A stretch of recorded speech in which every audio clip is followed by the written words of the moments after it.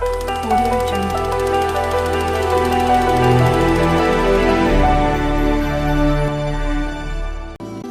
और मित्रों, अब फिर मैं उस कवि को आवाज दे रहा हूं जिसने एंटीना से विचार लिया और अर्थ दे दिया जमीन को।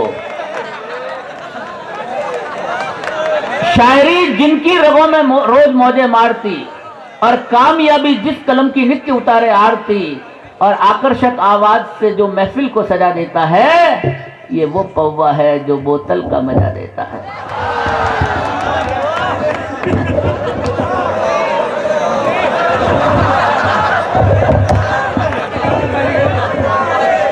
अब वो खुद थर्राने लग गया है भाई।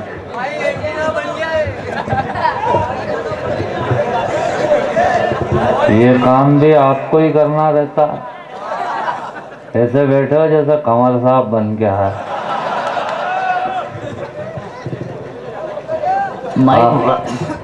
नहीं हो गया हो तो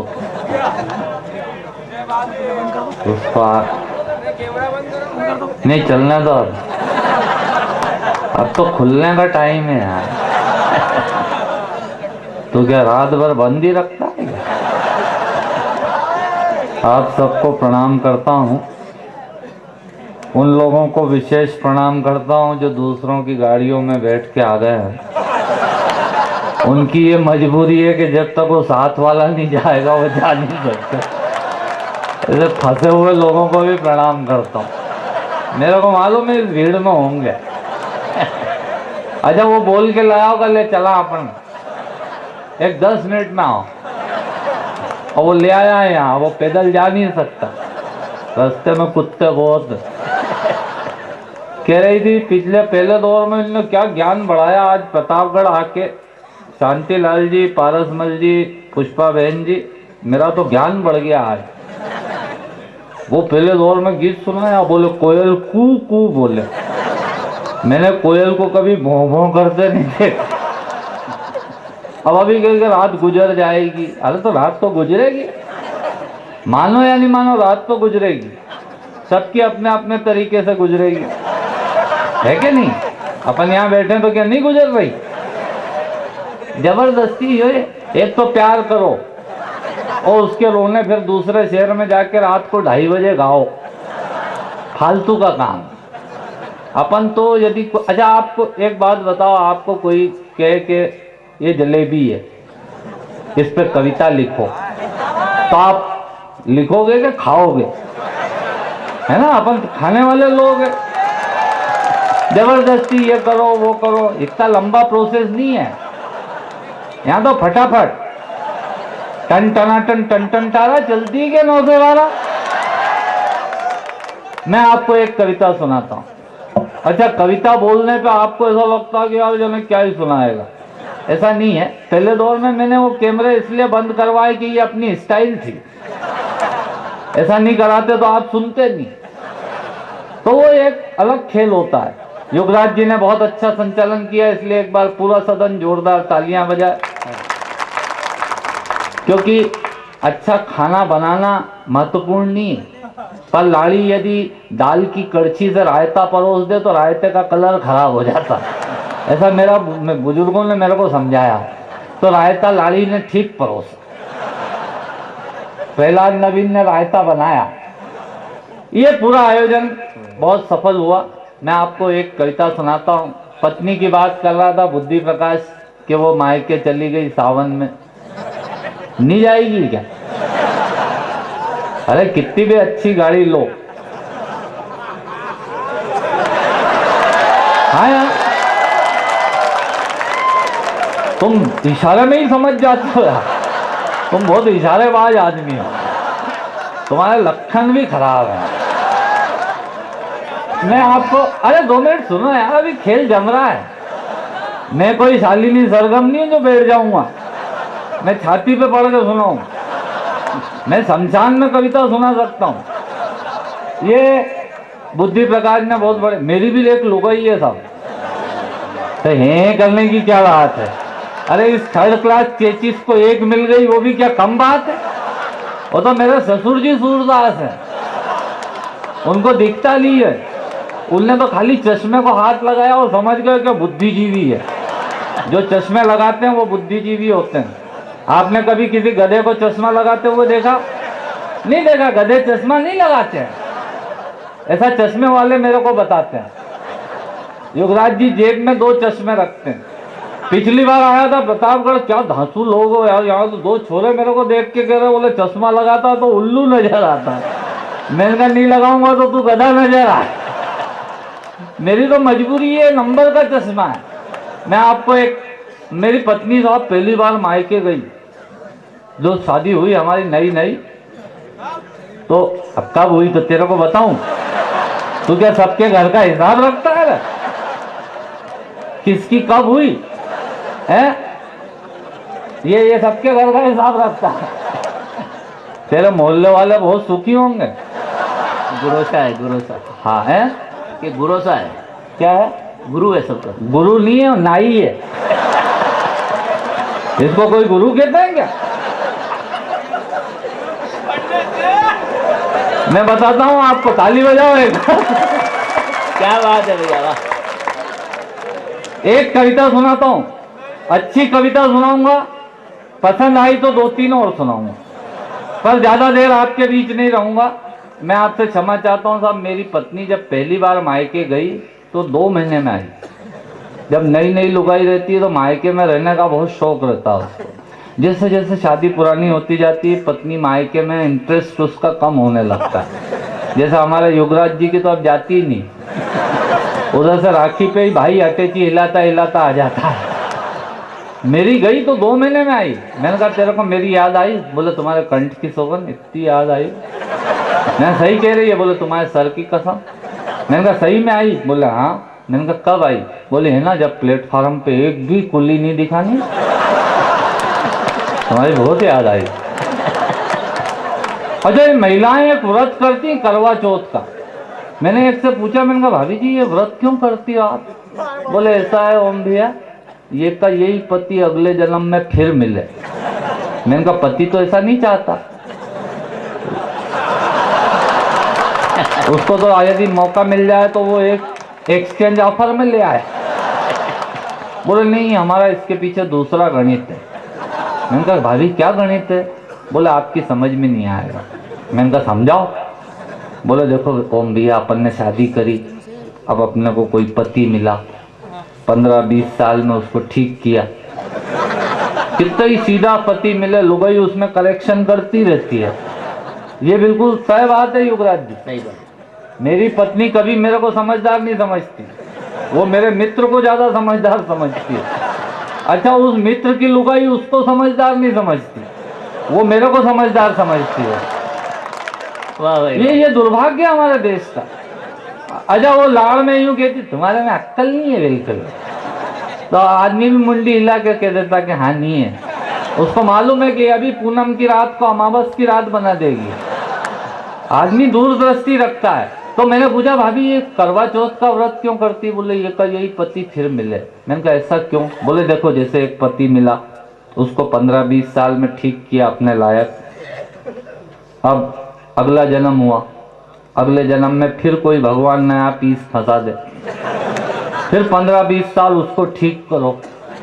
इससे अच्छा कि ये का यही मिल जाए। ये पत्नी का मनोविज्ञान। मैं आपको एक कविता सुनाता हूं, कविता का शीर्षक है कभी नहीं। कभी नहीं, कभी नहीं एक तकिया कलाम पे लिखी गई कविता है। स्वागत है। तकिया कलाम समझते हो आप? जब हम आपसे बात कर रहे हैं तो कोई भी किसी से बात करता तो एक दूसरा ब्रेन, दूसरा दिमाग शब्दकोश में से शब्द निकाल के लाता है। उस सप्लाई में जो ढील पोल हो जाती है, सप्लाई में जो देरी होती है शब्द की, तो आदमी उसमें बीच में तकिया कलाम फंसाता है। जैसे आप प्रतापगढ़ में देखना, सबके अपने अपने तकिया कलाम होंगे, आपके अड़ोस पड़ोस में ही मिल जाएंगे। मैंने कही कहने लगे, कहने का मतलब नहीं आई समझ में? नहीं, मैंने कहा आ गई। मैंने कहा ज्यादा नहीं आई समझ में, ये तकिया कलाम होता है किसी किसी का। बोले हम प्रतापगढ़ से अरनौद जा रहे थे बस में, नहीं आई समझ में? अरे मैंने कहा आ गई, बस में जा रहे थे यार। अच्छा, किसी किसी का होता बोले वो शांतिलाल जी जैन वाइस चेयरमैन की चिट्ठी आई, चिट्ठी में लिखा है बोले। मैंने कहा क्यों रे, लिखा है तो बोले कैसे? पर तकिया कलाम होता है, मतलब क्या? अच्छा, कितनों की आदत होती क्या? क्या बोले? हम प्रतापगढ़ से चित्तौड़ जा रहे थे बस में, 20 लोग बैठे थे बस में। कितने? अब जब तक आप 20 नहीं बोलो उसकी कथा आगे नहीं चले। ये तकिया कलाम होते हैं। मैं इंदौर से औरंगाबाद बस में जा रहा था, मेरे आगे वाली सीट पे एक 70 साल के बाद साहब बैठे थे। वो बाद साहब की बात पे याद आया, हमारे यहाँ भी 85 साल के बाद साहब आईसीयू में भर्ती। वो मुंडा खुला हुआ, बत्ती सी गायब, नाक में नली फंसी हुई, ऑक्सीजन चढ़ रही आईसीयू में। उनको देखने एक 65 साल के बाद साहब आए और बिल्कुल मुंडे में मुंडा डाल के आईसीयू में, इधर 3-4 और सीरियस पेशेंट चल रहे। वो देख के मुंडे में मुंडा डाल के बोले, कई वासा पिचानियों के नहीं पीछे लियो। मैंने कहा पिचान लियो ना, थारा वास्ते भी जगह रोकेगा बेटे। ये बीमार को देखने का तो उसके मुंडे में मुंडा डाल के ही देखना जरूरी है। हमारी तो आदत इतनी खराब हो गई। मैंने एक कविता लिखी, कविता का शीर्षक है कभी नहीं। वो बाद साहब 70 साल के, पास में बैठा 18 साल का लड़का, वो छोरा कुछ भी कहे, वो बाद साहब एक ही बात कहे, नहीं कभी नहीं। पूरी रात में वो 174 बार बोले। मैंने कहा सोने तो देगा नहीं डोकरा, अपन यही गिनो के कितनी बार बोल रहा है। पूरी रात इंदौर से औरंगाबाद पहुंच गया, 40 गांव, मालेगांव, सेंधवा, ठीकरी सब निकल गए। वो बाद साहब एक ही बात बोले, नहीं कभी नहीं। मैंने कहा इस पे तो कविता लिखी जा सकती है। मैंने एक ताजी कविता लिखी, आपको सुनाना चाहता हूँ। आपकी अनुमति हो तो ताली बजा के अनुमति दो। साले की बुराई, शक्की को दवाई, उधार प्रेमी को अपने दोस्त से मिलाना, पत्नी को अपनी असली इनकम बताना, नवजात कुत्ते के बच्चों को सहलाना और पहलवान की बहन से इश्क लड़ाना। नहीं कभी नहीं। ताली वाली बजाओ यार, ऐसा सुमड़े तरीके मत सुनो। नॉनवेज होटल में वेजिटेरियन खाना, नए नए कवि को कविता सुनाना, नाई से उधारी में दाढ़ी या फिर सेकंड हैंड गाड़ी, फंसे हुए आदमी को वकील बताना और बिना पानी देखे टॉयलेट में जाना। नहीं कभी नहीं। 2 नंबर की कमाई रिश्तेदारों के नाम पर रखना, सुंदर जवान नौकरानी को काम पर रखना, कम भीड़ भाड़ वाले होटल में खाना, पत्नी से सुंदर पड़ोसन बताना, अधिकारी को सच्ची बात उसके मुंह पर कहना और पुलिस वाले के मकान में किराए से रहना। नहीं कभी नहीं। बिना हाथ दिए गाड़ी को मोड़ना, यात्रा में पड़ोसी के भरोसे अटैची छोड़ना, नए ब्यूटी पार्लर से आईब्रो बनवाना, हकले से फिल्म की स्टोरी सुनवाना। आपने सुनी कभी? अभी मैंने एक से सुनी 6.5 घंटे में, और स्टोरी सुनाई उसने, मैं हूं ना। मैंने कहा तू काहे को है रे? मैंने कहा इससे तो मैं 3 घंटे पे सीडी पे देख के आ जाता। और वो हकलों का काम बड़ा विचित्र। वो एक हकले की शादी हुई तो सुहाग रात को पत्नी से बोला, बोले उठा दे यार। तुमने नहीं उठाया? बोले हाँ जी बोल रहे थे यार, यार तू है और मैं नहीं उठाया। उसने पलट के बोली, बोले नहीं मेरे को शर्म आती। अरे बोला यार तो तू भी हकली और मैं भी हकला, अपन बोलो भाई बहन।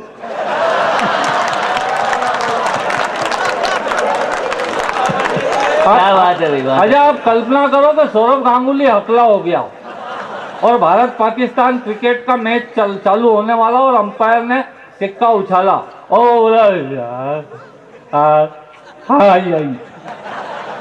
वो हेड टेल बोलने में बोले हाँ यही। अच्छा कल्पना करो चित्तौड़ के रेलवे प्लेटफॉर्म पे कोई हकला रेलवे अनाउंसिंग कक्ष में बैठा हो और वो ये बता रहा हो कि अजमेर से चलकर महू की ओर जाने वाली यात्री गाड़ी अपने निर्धारित समय से लगभग आधा घंटे देरी से आ रही है। अब आप वो बोल रहा हो और कल्पना करो कि वो कैसे बोल रहा है। वो बोले यार अजमेर से चलकर महू की ओर जाने वाली यात्री गाड़ी आपने निर्धारित समय से लगभग आ गई है, वो आ ही जाएगी इतनी देर में। वो मेरे को याद आता है, एक हकला हरिद्वार गया तो पिताजी के लिए छड़ी खरीदने, तो वहां जाके छड़ी वाले से बोला, बोले ये छड़ी है क्या? बोले है, पर इतनी लंबी नहीं है। हकले से फिल्म की स्टोरी सुनवाना, नए ब्यूटी पार्लर से आईब्रो बनवाना, साली पर खर्चा, उसके बाद रोना और चप्पल उतार कर बस में सोना। नहीं, कभी नहीं, नहीं कभी नहीं। चिपकू मेहमान को बढ़िया खाना, टीचर के बच्चे को ट्यूशन पढ़ाना। चिपकू मेहमान को बढ़िया खाना, टीचर के बच्चे को ट्यूशन पढ़ाना, चोरी के डर से पड़ोसी सुलाना, कम उम्र महिला को आंटी बुलाना, सामूहिक भोज की पंक्ति में आखिरी में बैठना और पत्नी से उसके मायके में बैठना। नहीं, कभी नहीं। पंडित ओम व्यास के इन सूत्रों को अपनाओगे तो सुख पाओगे, वरना पछताओगे, वरना पछताओगे।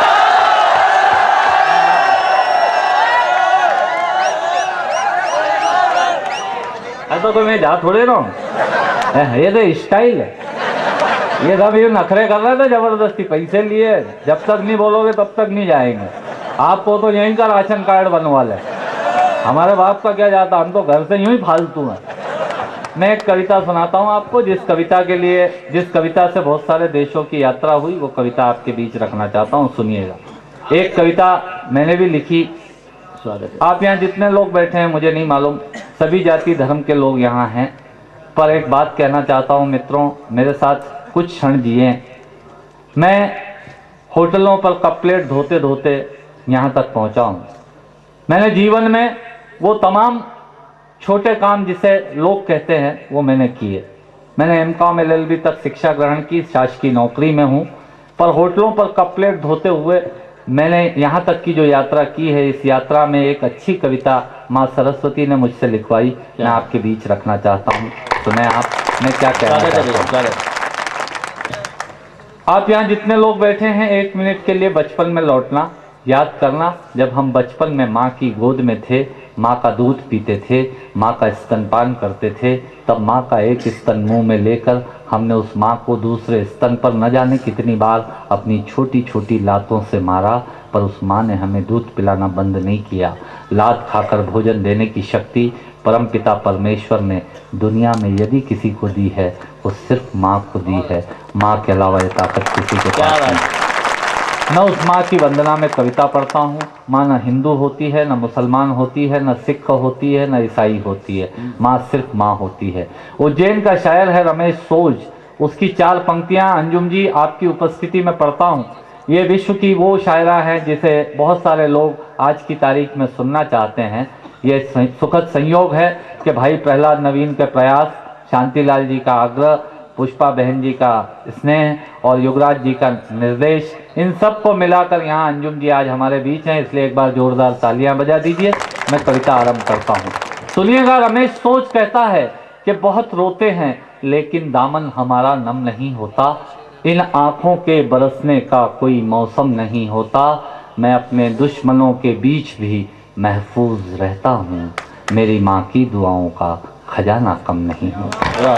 मैं उस माँ की वंदना में कविता पढ़ता हूँ। सुनिएगा, आज जब मैं यहाँ के लिए चला तब मेरी माँ का स्वास्थ्य ठीक नहीं था, पर मैं जब यहाँ हूँ, आप सबके बीच हूँ, आइए कामना कीजिए कि मेरी माँ स्वस्थ हो, आप सबकी माँ स्वस्थ हो। जिनके पास माँ है वे दुनिया के अरबपति खरबपति हैं, जिन्होंने माँ को खो दिया। आइए संवेदनाओं की कुछ पंक्तियाँ अपने साथ इस पवित्र मंच से लेकर जाएं। धीरू भाई अंबानी के दोनों लड़के इस बात पर लड़े कि प्रॉपर्टी ये मेरी है, ये मेरी है। मेरा दावा है यदि धीरू भाई अंबानी के दोनों लड़के इस बात पर लड़ते कि माँ मेरे पास रहेगी, माँ मेरे पास रहेगी, तो इस देश में उनकी ऊंचाई कुछ और होती। क्या बात है। दुनिया में जितने लोग हैं, हम गरीब हो सकते हैं, पर हमारे पास यदि माँ है तो हम अरबपति हैं। मैं माँ की वंदना में एक कविता पढ़ता हूँ, सुनिएगा। कहा इंदौर के शायर श्याम कुमार श्याम ने कि ईश्वर अल्लाह राम लिखा या ईसा रब सत नाम लिखा, हर बच्चे ने हर अक्षर से माँ को ही प्रणाम लिखा। ईश्वर अल्लाह राम लिखा या ईसा रब सत नाम लिखा, हर बच्चे ने हर अक्षर से माँ को ही प्रणाम लिखा।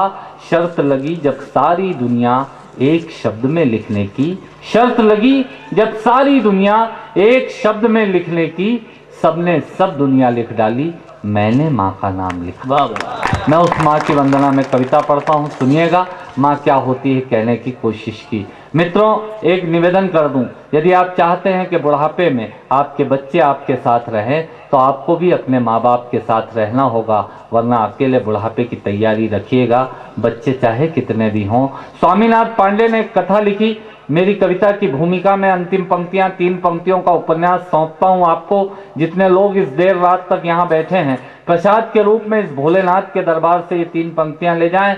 वो लिखता है कि एक विधवा माँ थी, उसके 2 बेटे थे। एक बेटा नीचे वाले मकान में रहता था, दूसरा बेटा ऊपर वाले मकान में रहता था। दोनों बेटे विवाहित थे। विधवा माँ 15 दिन एक बेटे के पास रहती थी, विधवा माँ 15 दिन दूसरे बेटे के पास रहती थी। पर यह उस विधवा माँ का दुर्भाग्य था कि साल में जो महीने 31 दिनों के होते थे, उस एक दिन उस विधवा माँ को उपवास रखना पड़ता था। 9 महीने पेट में रखने वाली माँ जब एक जवान बेटे को एक दिन भारी लगने लगी, तब इस नालायक हास्य रंग के कवि ने कुछ पंक्तियां माँ के लिए लिखी। ये पवित्र पंक्तियां आपको सौंपता हूँ, सुनिएगा माँ क्या होती है। प्रत्येक पंक्ति के साथ यात्रा कीजिएगा, आपको ये एहसास होगा माँ यहीं कहीं आसपास खड़ी आपके सिर पर हाथ रखकर आपको दुलार रही है। माँ संवेदना है, भावना है, एहसास है। माँ संवेदना है, भावना है, एहसास है। माँ जीवन के फूलों में खुशबू का वास है। माँ रोते हुए बच्चे का खुशनुमा पलना है।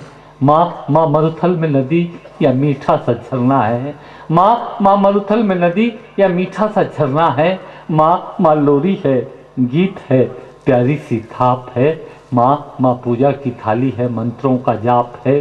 माँ आँखों का सिसकता हुआ किनारा है। माँ गालों पर पप्पी है, ममता की धारा है। माँ झुलसते दिलों में कोयल की बोली है। माँ मेहंदी है, कुमकुम है, सिंदूर है, रोली है। माँ कलम है, दवात है, स्याही है। माँ परमात्मा की स्वयं एक गवाही है। माँ त्याग है, तपस्या है, सेवा है। माँ फूंक से ठंडा किया हुआ कलेवा है। माँ अनुष्ठान है, साधना है, जीवन का हवन है। माँ जिंदगी के मोहल्ले में आत्मा का भवन है।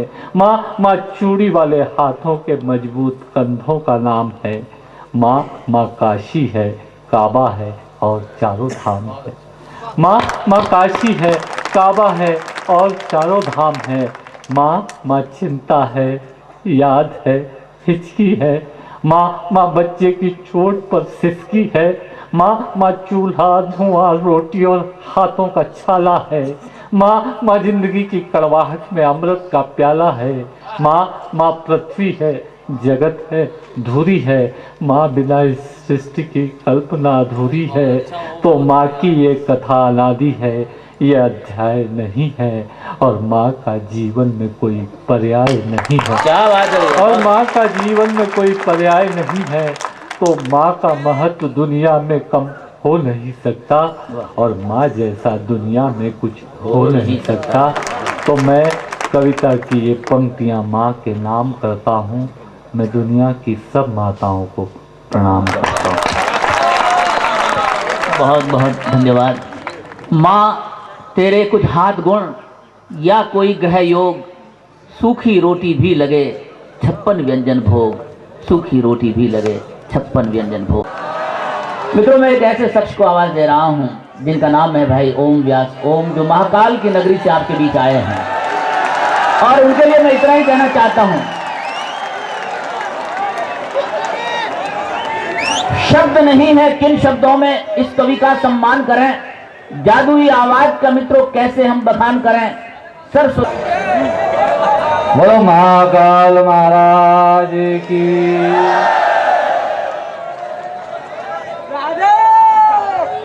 आप सबको प्रणाम करता हूँ।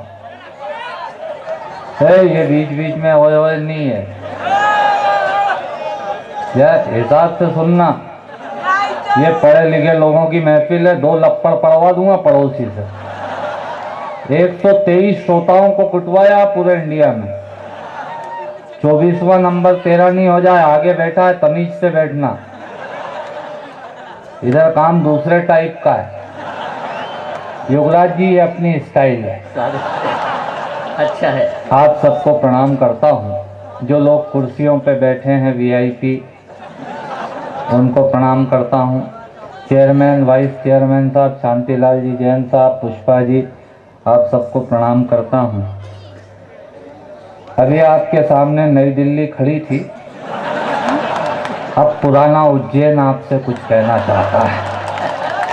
एक बार आगे से पीछे तक जितने श्रोता हैं सब तालियां बजाएं। बहुत अच्छे। कह रही थी कोई कबाड़ा लगता है, कोई ये लगता है। शालिनी जी एक बात सुन लेना, मिक्सी कितनी बेटा बीच में मत बोल, जब मैं बोलूंगा मैं ही बोलूंगा। ये तुमने अभी तक जो कर लिया वो कर लिया। ये मैं तुमसे इसलिए कह रहा हूँ कि तुम घाटे में रहोगे। अच्छा तू क्या हमारे ऊपर इंप्रेशन मारने के लिए बोल रहा है? तो हम तो सवेरे चले जाएंगे और तेरा माजना सब जानते हैं प्रतापगढ़ में। अब मत बोलना बीच में। वाह भाई वाह। जबरन चिल्ला चोट कर रहे आगे बैठ के। क्या तू क्या एमए पास हो जाएगा क्या? सुनना, एक बार तालियां बजाइए, मैं अपनी बात शुरू करना चाहता हूँ। वाह भाई वाह। बहुत तुमने शालिनी जी को निपटा दिया अपने तरीके से।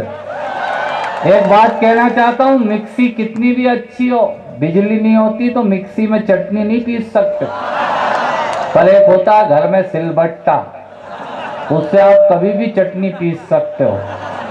शालिनी जी आप मिक्सी हैं, हम सिलबट्टे हैं, पर हम महाकाल के पट्टे।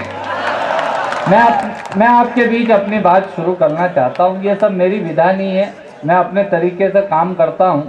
महिलाएं बैठी हैं, इधर वीआईपी बैठे हैं। प्रहलाद नवीन कवि सम्मेलन के मंच पे आ गए हैं, हम उनका है। तुम क्या रायचंद हो रहा? हर बात में मत बोला करो। तुम घाटे में रहोगे। मैं जो बात कह रहा हूँ वो तो सुनो। काले कपड़े पहन के घूम रहा है जैसा कोई विरोध करने आया हो। हमको बुलाया और खुद काले कपड़े पहन के आ गया। पूरे देश में काव्य पाठ करता है। आपके प्रतापगढ़ की 3 चीज प्रसिद्ध है, एक तो हींग, एक जीरावन और तीसरा प्रहलाद नवीन। क्या बात है। और चौथे श्रोता।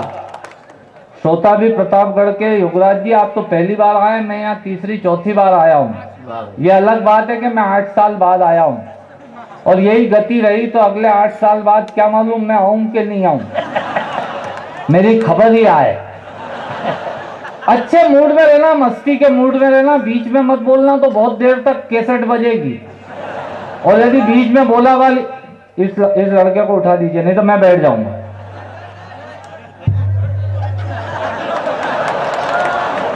बेटा मैं तेरे से कह रहा हूं, मैं उतर के भी मार सकता हूं। ये घर के भगाए हुए यहां आ गए साले। अब मत बोलना, समझ गया? खड़ा हो, एक बार खड़ा हो, एक बार खड़ा हो और हाथ जोड़ सबके पब्लिक के। तालियां बजा दीजिए, माफी मांग ली। लोग मेरे साथ छेड़खानी करते हैं साहब। शांतिलाल जी मैं आपको सही कह रहा हूं। मेरी चोटी देख के अभी एक सरदार जी ने मेरे साथ छेड़खानी करी। बोले ये चोटी क्यों रखता है? मैंने कहा ये चोटी नहीं है, एंटीना है।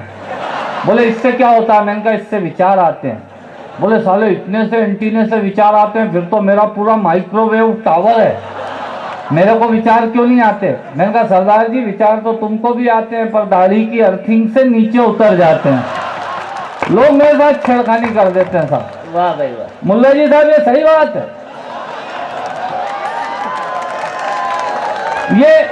ये जो छेड़खानी है। अच्छा सरदार जियों का हमारे यहाँ एक सुरेंद्र सिंह अरोड़ा, उसका तो क्या कहना साहब, इतनी ऊंची चीज है, उज्जैन में है। मेरे साथ दिल्ली गया, बोले मेरे को दिल्ली घुमा। मैंने कहा चल। दिल्ली ले गया, वहाँ पोर्च में बिठाया उसको, वो घूम रहे हम कनॉट प्लेस के वहाँ। वो यार इसके पास यदि कोई मर्द बैठा हो तो इसको एक लप्पड़ मार सकता हो तो मारे। यदि कोई राणा प्रताप का असली खून यहाँ बैठा हो उसके पड़ोस में, उसको एक लप्पड़ मारे। अब मत बोलना मैं ये काम भी करवा दूंगा नहीं तो 2 मिनट में। मैं तुमको इसलिए कह रहा हूं कि कवि सम्मेलन जमना चाहता है।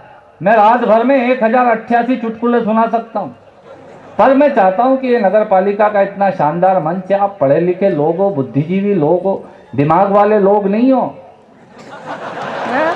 दिल वाले लोग हो। कविता दिल का मामला है, दिमाग वाले तो घर पे सो रहे हैं जिनको कल ये दिखाएंगे टीवी पे।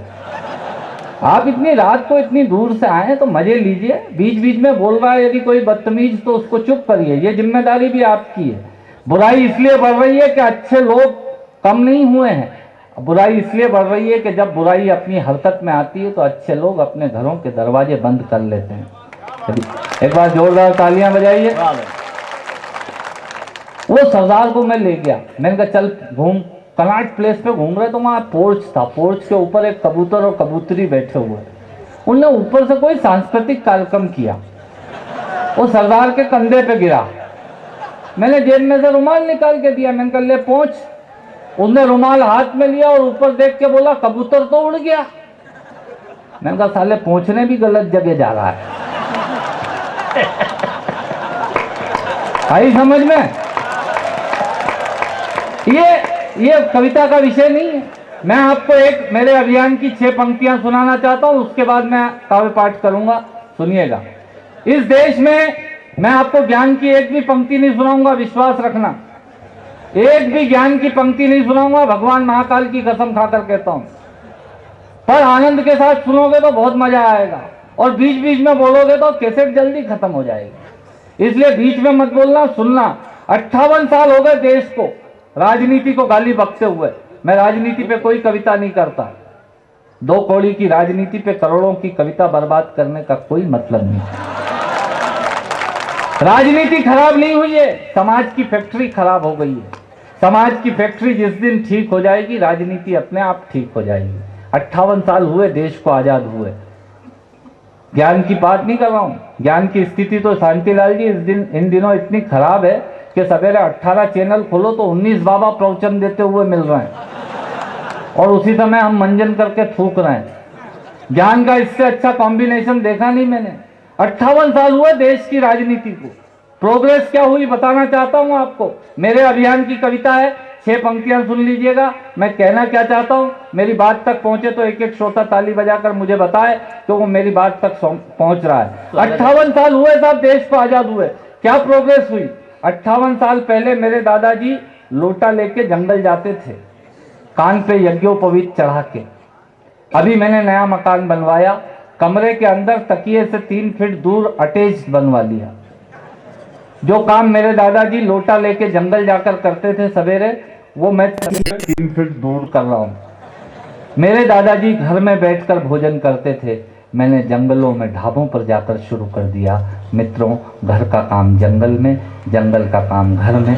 यह हमारी 58 साल की प्रोग्रेस। वाह भाई वाह। 58 साल में हमने क्या प्रोग्रेस करी? हमने 2000 रुपए के जूते पहने, 1000 रुपए की ली की जीन्स पहनी, 800 रुपए की टी शर्ट पहनी, 500 रुपए का चश्मा लगाया, 25 रुपए की टोपी लगाई, पर वो भी उल्टी। मित्रों, हम नीचे से महंगे हुए, ऊपर से सस्ते हो गए। ये हमारी 58 साल की प्रोग्रेस। वाह भाई वाह, बहुत अच्छा। ये माताएं बहनें बैठी हैं, इनके भी लक्षण ठीक नहीं है। 10 रुपए का चमड़े का बक्कल सिर में लगाती हैं, 10 रुपए का चमड़े का बक्कल सिर में लगाती हैं, और 6500 रुपए तोले का सोना जब इनकी पैरों की उंगलियों में देखता हूं तब मुझे लगता है कि हम नीचे से महंगे हुए, ऊपर से सस्ते हो गए। हमारी 58 साल की प्रोग्रेस। तब कहना चाहता हूं, कुत्ते को घुमाना याद रहा और गाय की रोटी भूल गए। कुत्ता आदमी का स्तर बताता है। आप देखना प्रतापगढ़ में कुत्ते जब सवेरे अपने मालिक को घुमाने निकलते हैं। वाह भाई वाह। यार बात तक पहुंचो तो ताली बजाओ, पढ़े लिखे लोगों से तालियां चाहता हूं। आप देखना कुत्ते ही ले जाते हैं मालिक को। अच्छा, उसने यदि तय किया है कि गुप्ता जी के घर के सामने सांस्कृतिक कार्यक्रम होगा तो वो वहीं होगा। उसको मालिक, अच्छा कुत्ते भी ऐसे पाले जा रहे हैं जिनमें कुत्ता ही नाम की नहीं। कितनी बार उससे ज्यादा कुत्ता ही तो उसके मालिक में देखने को मिलती है। पता ही नहीं लगता कि ओरिजिनल कुत्ता कौन है। अब वो कुत्ते पाले जा रहे हैं साहब, ऐसे कुत्ते पाले जा रहे हैं, इतने बड़े बड़े बाल आगे, इतने बड़े बड़े बाल पीछे, सफेद कलर के, वो कम हाइट के, ऐसे कुत्ते पाले जा रहे हैं। वो इंदौर में एक मैडम खड़ी, अंजुम जी, वो कुत्ते को लेके, और वहीं पास में एक दवाई का एजेंट खड़ा बैग लेके। उस कुत्ते ने उस भाई साहब का पेंट का नीचे वाला हिस्सा मुंह में दबाया तो उसने छुड़ाया, उसके बाद बैग खोल के उसमें से बिस्किट का पैकेट निकाला और 2 बिस्किट उसको खिलाने लगा। मैंने कहा भाई साहब ये क्या कर रहे हैं? बोले मैं इसको लात मारना चाहता हूँ कुत्ते को। तो मैंने कहा उसमें बिस्किट का क्या योगदान है? बोले मैं देखना चाहता हूँ इसका मुंह किधर है और पीछे वाला भाग किधर है। ऐसे कुत्ते पाले जा रहे हैं। तब मैंने कहा कुत्ते से आदमी का पता लगने लगा था। किसी का मोहल्ले में पता पूछो तो उसको कुत्ते से पहचानते लोग। बोले कौन से शर्मा जी? वो जिनके पास 2 कुत्ते हैं।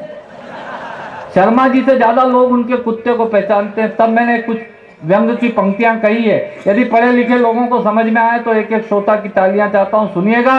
कुत्ते को घुमाना याद रहा और गाय की रोटी भूल गए। आप लोग भी बजाइएगा तालियां, आप वीआईपी हैं, कुर्सी पे बैठे हुए हैं। इनको ऐसा नहीं लगना चाहिए कि ये तो यूं ही गमले रखे हुए थे, इसलिए तालियां वालियां बजाते रहिएगा आप भी।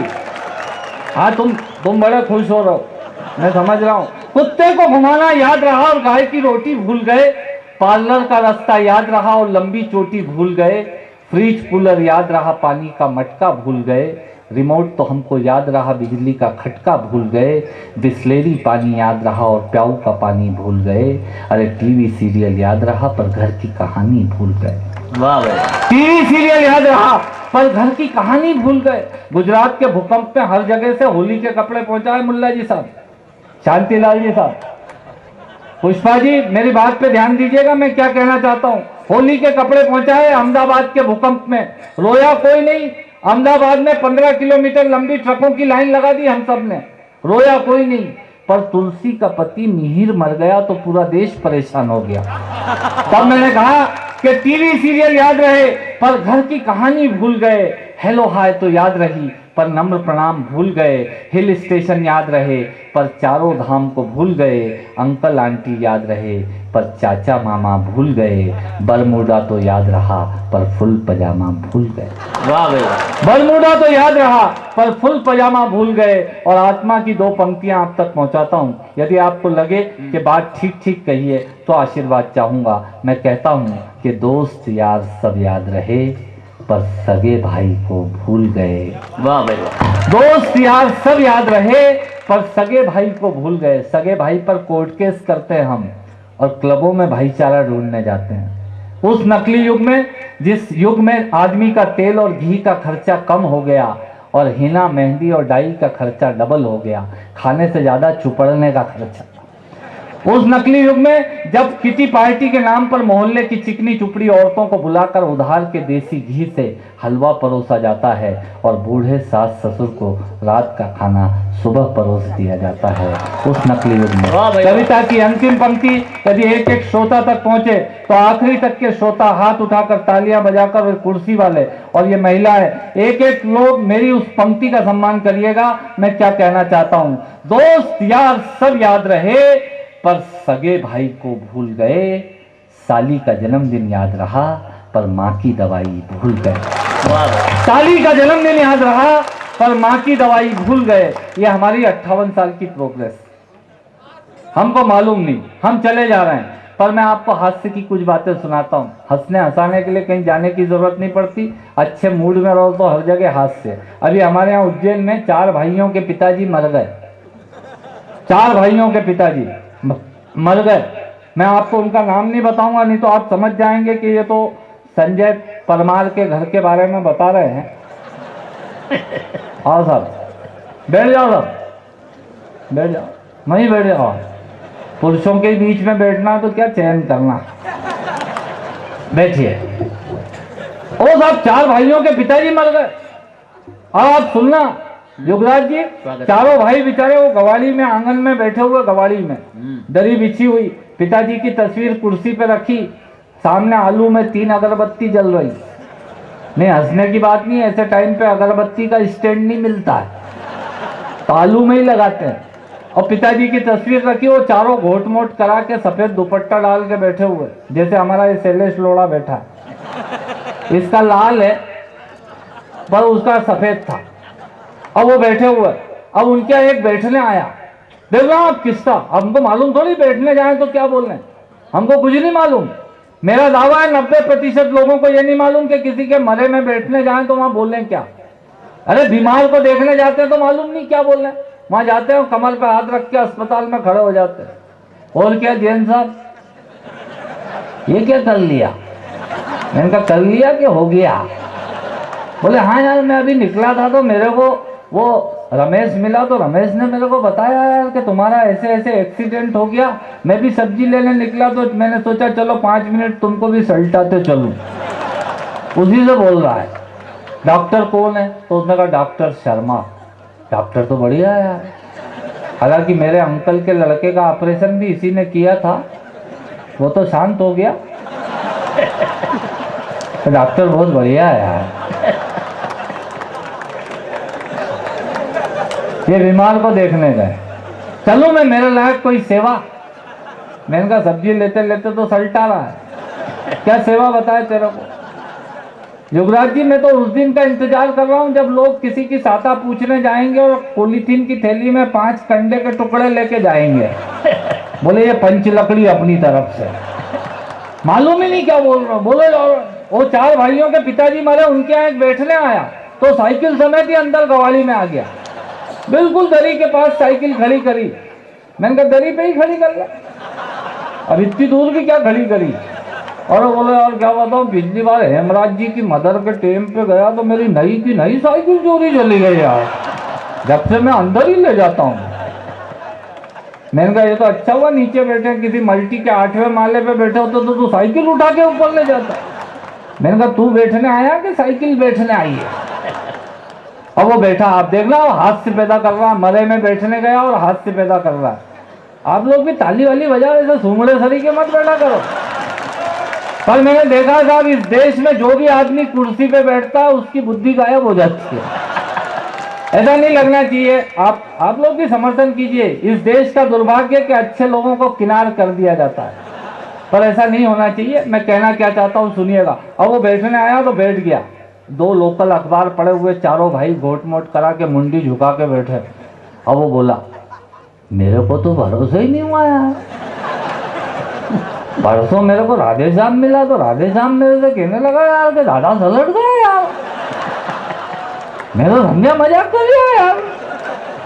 कल मेरे को मनीष मिला, मनीष बद्रीलाल जी का छोरा, वो मेरे को मिला, उसने बताया यार कि दादा की फाइल नहीं पड़ गई यार,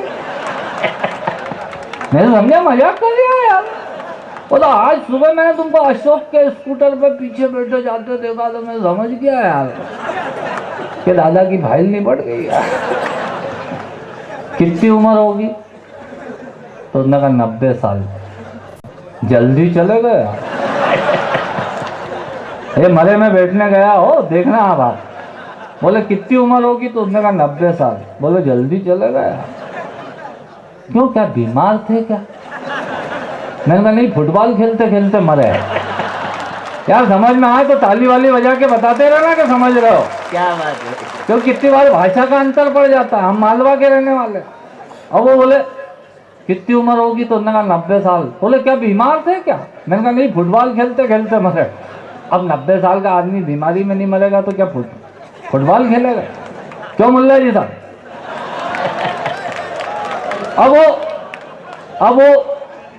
अब देखना, बात मरे में बैठने गया और बातचीत कर रहा है। कब रखी है 13वीं? तो उसने कहा 17 तारीख। धर्मशाला कर ली? उन्होंने कहा हाँ कर ली। कौन सी करी? बोले जैन धर्मशाला। बहुत बढ़िया धर्मशाला है यार। उसमें क्या नीचे का काम नीचे सलट जाता, ऊपर का ऊपर निकल जाता। और उसका बाप मरा, वो धर्मशाला को रो रहा है। बहुत बढ़िया धर्मशाला है यार। हलवाई कर लिया? उन्होंने कहा हाँ कर लिया। किसको किया? ये मरे में बैठने गया हो दुख कम करने। बोले किसको किया? तो बोले लक्ष्मी नारायण को। बहुत बढ़िया खाना बनाता है यार, मेरी जब माँ मरी थी अपन ने इसी को किया था। लोगों ने खाना खाने के बाद कहा कि यार मजा आ गई, बहुत बढ़िया। क्या बनवा रहे हो? ये मरे में बैठने गया हो, मीनू तक आ वाह भाई गया। वाह। अच्छा, आप भी ताली वाली बजा सकती हो भाभी, ऐसा नहीं है हो, आपके ऊपर कोई प्रतिबंध नहीं है। पुष्पा जी आपका प्रतिनिधित्व कर रही हैं। वाह भाई। बोले क्या बनवा रहे हो? तो उसने कहा कि बेसन की चक्की और नुक्ती के लड्डू। सोचा यही बनता है यार, और मरे का खाता कौन है यार? उसी से कह रहा है मरे का खाता कौन है यार, यही बनता है। वैसे एक बात बोलनी तो नहीं चाहिए पर बोल देता हूँ। तो आप अपने घर जैसे हो, गर्मी का टाइम चालू हो गया है यार, ये नुक्ती के लड्डू की जगह यदि श्रीखंड बनवाओगे तो लोगों को मजा आएगा।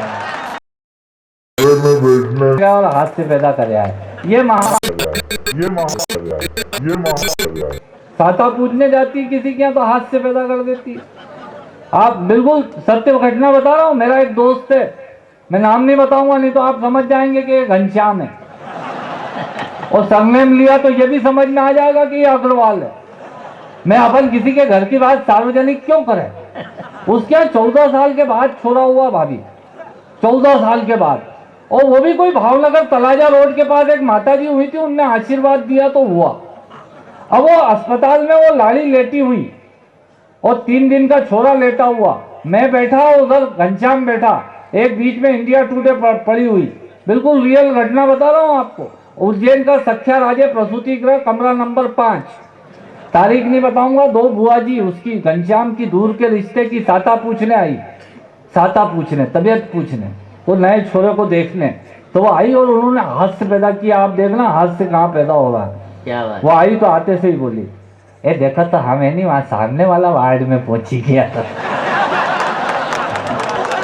तो हमारे बताया कि भी तो यहाँ है। कहाँ है छोरो? मैंने कहा फिल्म देखने गए है कि दादा तुम बहुत मजाक करो। मैंने कहा बुआ जी परसों जापो हुए तो छोरो कहाँ जाएगा? ताली वाली बजाते रहना, ऐसे घूमड़े सरी के मत सुनना। बोले कहाँ है छोरो? मैंने कहा फिल्म देखने गए है कि दादा तुम बहुत मजाक करो। मैंने कहा बुआ जी परसों जापो हुए तो छोरो कहाँ जाएगा? अब वो दोनों उठ के उस छोरे को देखने गई। सीन देखना आप, दोनों उठी और उस छोरे को देखने गई और वहां जाके कमेंट कर रही है, ये थोड़ा दुबले है। तो दूसरी बोली घनश्याम पे गयो है। वाह भाई वाह। ये थोड़ा दुबलो है। तो दूसरी बोली घनश्याम पे गयो है। ये खिड़की क्यों लगाई रखी तुमने? एक अस्पताल के कमरे की खिड़की बंद थी तो उसकी तरफ इशारा करके वो बुआ जी कह रही, ये खिड़की क्यों लगाई रखी तुमने? ये खिड़की के खोलो नहीं। दूसरी बुआ जी ने खट कमेंट किया, ये टोपो नहीं पिलायो टोपो। एक खिड़की खुलवा रही है, दूसरी टोपा पहना रही। ले चला गरी, फिर अपने टेम्पो नहीं मिलेगा। वाह भाई। और उनको टेम्पो की याद आ गई और वो दोनों उठ के चलने लगी साहब। और वो जैसे उठ के चलने लगी तो वो सोती हुई लाड़ी को देखा तो लाड़ी को छेड़ा, कई लाड़ी कई हुई रिया हो। तो मैंने कहा नीचे कहीं डिस्को करे। दादा तुम बहुत मजाक करो। मैंने कहा बुआ जी परसों डिलीवरी हुई है तो लाड़ी सोएगी नहीं तो कहीं करेगी। अब वो लाड़ी ने देखा बुआ सास, बुआ ताली बजानी है तो एक बार ढंग से बजा लो। हाँ। अब वो लाड़ी ने देखा बुआ सास, तो बुआ सास बड़ी इनडायरेक्ट असर करने वाली चीज होती है। तो उसने पलंग पे से ही धोख देने की कोशिश की। तो वो बोली कहीं नहीं तुम तो लेटा रहो, कई हालत बनी रखी है, कहीं खा पियो नहीं। दूसरी वाली ने खट कमेंट किया, सच्ची आजकल की छोरियां तो कहीं खाए पिए ही नहीं। ले चला फिर अपने टेम्पो नहीं मिलेगा। फिर वही कैसेट फंसा दी उनने, टेम्पो नहीं मिलेगा। और वो जैसे ही चलने लगी साहब, जैसे ही जाने लगी, जैसे ही चलने लगी तो घनश्याम लोकलाज में लोकाचार में खड़ा हो गया सी ऑफ करने के लिए, विदा करने के लिए। वो खड़ा हुआ तो एक बुआ जी ने उसके कंधे पे हाथ मारा, चला घनश्याम, अच्छा निपटी गयो। मैंने कहा बुआ जी घनश्याम निपटी गयो कि लाड़ी निपटी? मैंने कहा घनश्याम निपटी की हो कि लाड़ी निपटी की। दूसरी वाली बुआ जी ने जो कमेंट किया वो कमेंट इतना जोरदार था, पर जिसकी समझ में आया वही ताली बजाए, जिसकी समझ में आया बिल्कुल नहीं बजाए। वो दो बुआ जियों में से एक बुआ जी भगवान के पास चली गई है, उनके सम्मान में तालियां सब बजाना। जब पहली वाली बुआ जी ने कहा चला घनश्याम अच्छो निपटी गयो, तो दूसरी वाली बुआ जी ने कहा चला घनश्याम तू थोड़ो परहेज से रहीजे। मालूम ही नहीं, बीमार को देखने जाए तो जाने क्या बोल गया। और हमारे यहाँ अभी एक उज्जैन में नया काम चालू हुआ था। प्रतापगढ़ और उज्जैन में ज्यादा दूरी नहीं है, बहुत सारे लोगों के रिश्तेदार होंगे। आप पूछना, अभी हमारे यहाँ उज्जैन में एक नया काम चालू हो गया।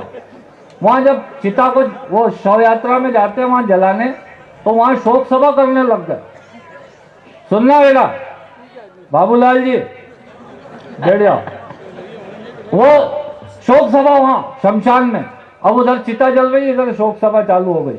बुद्धि प्रकाश, मैं तुमको बिल्कुल रियल घटना अभी सुनाता हूँ। उज्जैन में शोक सभा शमशान घाट में, वो एक को बोले इसको अध्यक्ष बना दो। मान लो जैसे नगर निगम का वाइस चेयरमैन हमारे यहाँ का भी एक वो बैठा हुआ है वहाँ शव यात्रा में है, बोले यार इनसे अध्यक्षता करा लो। अच्छा उसको बिठा देते हैं जबरदस्ती, वो भी गब्दू सरी का बैठ जाता। वो मुंडा ऐसा कर लेता कि पता ही नहीं लगे कि बाप ओरिजिनल किसका मरा। ये भी एक आर्ट है, अध्यक्षता करना शोक सभा की।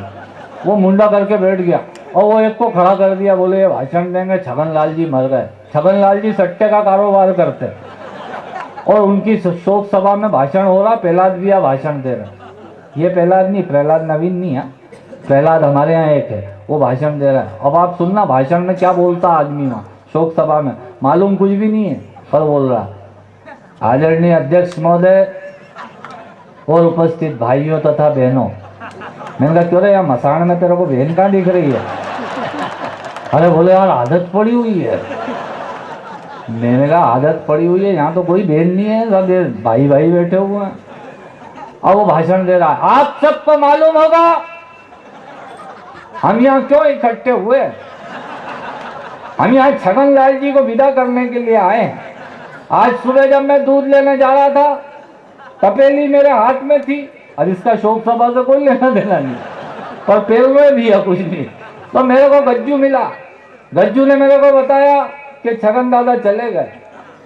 इनके छोरे सोच रहे होंगे कि इनके पिताजी चले गए, पर इनको ऐसा नहीं सोचना चाहिए, अभी हम बाकी हैं। मालूम ही नहीं क्या बोल रहे हो, जो मर्जी करो वो बोल रहे, भाषण दे रहे हैं। मैं आपको एक कविता सुनाना चाहता हूँ, आप तालियां बजाकर मुझे आदेश दें कि मैं आपको एक कविता सुनाऊं। ये बकवास मैंने इसलिए करी कि वो जो 3-4 नगीने बीच बीच में बोल रहे थे शालिनी जी, इसलिए कविता सुनाता हूँ। नीचे से बोलना कोई कलाकारी नहीं है बेटा, ये पेट खराब होने के लक्षण है। अभी 15-20 दिन पहले मेरा भी पेट खराब हो गया। मेरे को प्रवाहिका नाम की बीमारी हो गई। प्रवाहिका समझते हैं आप? लूज मोशन, बिल्कुल पारिवारिक बात बता रहा हूँ आपको। अब मेरे को लूज मोशन हो गया तो मैं डॉक्टर साहब के पास गया। मैंने डॉक्टर साहब मेरे को लूज मोशन हो गए, प्रवाहिका हो गई। बोले ये क्या होती? मैंने कहा लूज मोशन। अच्छा कितने हुए? मैंने कहा करूं कि गिनूं? अच्छा आप बताओ यार, इतने सारे लोग बैठे हो, किसी ने आज तक गिन पाया है कोई? एक ही लक्ष्य रहता है उस वक्त, भागो। अब मैं मेरे से पूछे कितनी हुई, मैंने कहा करूं कि गिनूं? अरे बोले अंदाजन। मैंने कहा अंदाजन 15-20। बोले ज्यादा हो गई, कैसी हुई? और ये भी बताओ कैसी हुई? मैंने कहा बस हुई, बहुत ज्यादा हुई। बोले अच्छा फिर एक काम कर, ये 2 गोली एक साथ ले ले। मैंने कहा डॉक्टर साहब ये 2 गोली ले लूं? बोले हाँ। मैंने कहा गर्म पानी से? बोले ठंडे से ले, गर्म का तो प्रभाव देख ही लिया। मैंने कहा अच्छा ठंडे से ले लेता हूँ। मैंने कहा कोई परहेज? बोले परहेज कुछ नहीं है, बस हल्का फुल्का खाना। मैंने कहा मतलब कचौरी समोसे चलेंगे? बोले तू ज़्यादा ही विद्वान हो गया रे, कचौरी समोसे काहे के हल्के? मैंने कहा वो कढ़ाई में ऊपर तैरते ना, अरे बोले बदमाश है यार को। बोले कचौरी समोसे नहीं, हल्के से मतलब दूध थूली दलिया खिचड़ी। मैंने कहा और कोई परहेज? बोले परहेज क्या, तेरे यहाँ मंदिर है? मैंने कहा हाँ। बोले शाम को आरती होती है? मैंने कहा हाँ। तो उसमें तू शंख मत बजाना 2-3 दिन तक। और जिसने शंख बजाया उसको मालूम है कि शंख बजाने से क्या होता है, इसलिए एक बार तालियां बजा दीजिए, मैं कविता सुनाता हूँ।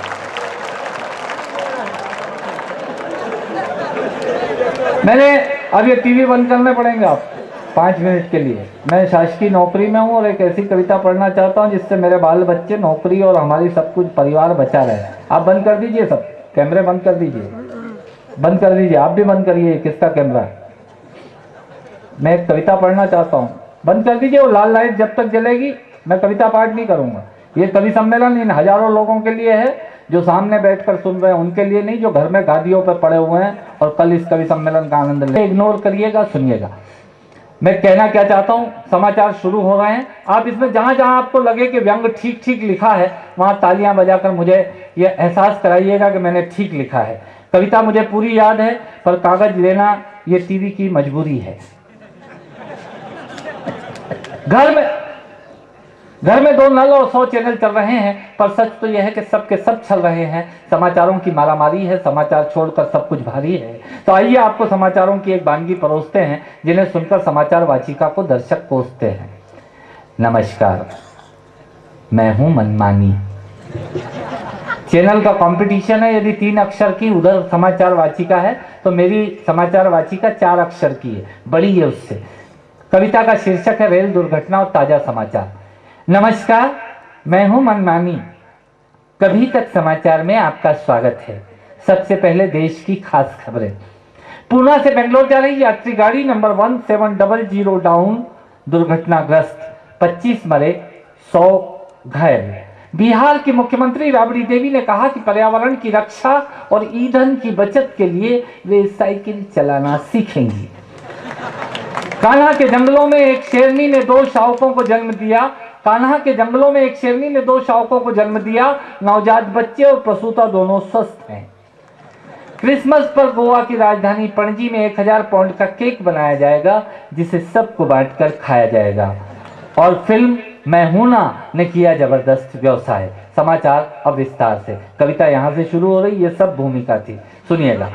पूना से बेंगलोर जा रही यात्री गाड़ी नंबर 1700 डाउन के पिछले 2 शयनयान डिब्बे हुबली स्टेशन से कुछ आगे पटरी से उतरकर खेतों में लुढ़क गए। इन 2 यात्री डिब्बों में लगभग 25 यात्री मारे गए और 100 के घायल होने का अनुमान है।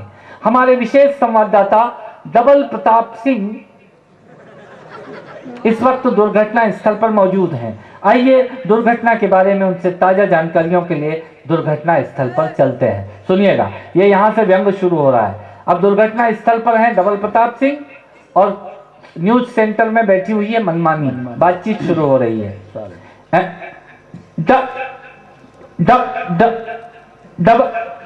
शायद हमारा लिंक फेल हो रहा है। समझ में आ रही है तो ताली वाली बजाना है यार, मैं व्यंग कर रहा हूं। ये बहुत बड़ी लड़ाई है जिसको मैं लड़ने जा रहा हूं। डबल प्रताप, वहां क्या चल रहा है? डबल प्रताप जवाब देते हैं, मनमानी जो मर गए हैं वो तो चल नहीं रहे हैं, जो घायल हो गए हैं वे चलने की कोशिश कर रहे हैं और जो बचाव कार्य में आए हैं वे तेजी से चलकर सेवा का नाटक कर रहे हैं। डबल प्रताप, आपने वहां किन से बात की? लोग वहां क्या कह रहे हैं? सुनिएगा, पढ़े लिखे लोग, आशीर्वाद चाहूंगा पढ़े लिखे लोगों का, जो व्यंग को समझते हैं उनसे आशीर्वाद चाहूंगा। सुनिएगा, डबल प्रताप, आपने वहां किन से बात की? लोग वहां क्या कह रहे हैं? मनमानी जो मर गए हैं वो तो कुछ बोल नहीं रहे हैं, जो घायल हो गए हैं उन्हें पुलिस नहीं बोलने दे रही। अभी अभी मेरी एक चाय बेचने वाले से बात हुई है, उसका कहना है कि धंधा ठीक चल रहा है। वाह भाई वाह। डबल प्रताप, रेलवे अधिकारियों का क्या कहना है? मनमानी, रेलवे अधिकारियों का कहना है कि रेल मंत्री दिल्ली से चल दिए हैं, वे ही आकर दुर्घटना के बारे में विस्तार से बता पाएंगे। डबल प्रताप, वहाँ कुल मिलाकर माहौल कैसा है। ये व्यंग की सबसे जोरदार पंक्तियाँ हैं। इस पर आपसे आशीर्वाद की प्रार्थना करता हूँ। महिलाएं, माताएं, बहनें, भाभियाँ जितने बैठे हैं, आप सब भी और कुर्सी पे बैठे लोग भी, मैं क्या कह रहा हूँ सुनिएगा, आनंद लीजिएगा। मनमानी डबल प्रताप, वहाँ कुल मिलाकर माहौल कैसा है।